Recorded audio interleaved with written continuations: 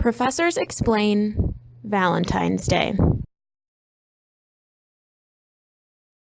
What if someone doesn't want to be my Valentine? First, you got to consider, was this intentional? Obviously, that's critical first element. An intent or reckless behavior to cause someone else mental harm. A situation like that Outrageous. is extremely rare. That action had to have been intentional. That the conduct has to be So outside the bounds of civilized society. To make you exclaim, that's outrageous. Outrageous behavior. extreme and outrageous. Lots of stuff, real bad, but not outrageous.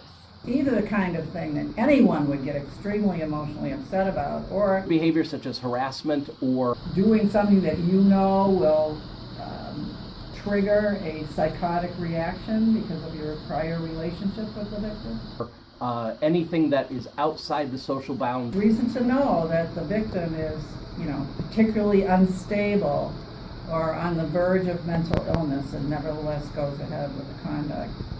There is literally nothing I can think of that would rise to that level, because that would go against the Northwestern law difference, and I know none of you would ever do that. And then we have to think on the other side. With all respect to people who really love their goldfish. Someone comes up to me and says to my face, "Susie, I hate your bracelet." Telling someone that their goldfish has died is probably not enough. Really offensive. I really like these, but I gotta be honest, not outrageous. It's unfortunate in our society that there is so much harassment going on these days, but this has to be something of an entirely different order. What does a Valentine that says, "We should get coffee sometime," really mean? Is it a professional overture or just a friendly invitation? Some living document interpreters, such as perhaps Justice Brennan or Under UCC 25131, every recipient of a good has an absolute right of inspection. You really need to figure out what the underlying policy is. What are we collectively after? Have you talked to this person before? Do these prior statements shed light on the meaning of this phrase? This inspection must occur within a reasonable time.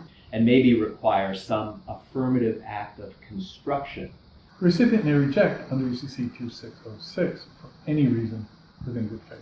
Do you have the ability to determine whether or not those conversations are appropriate to be considered? And how are those purposes served today? The recipient may revoke acceptance according to 2608. Word choice, sentence structure, what is included. Sometimes context will create ambiguity. Then you have to look to other aids to interpretation.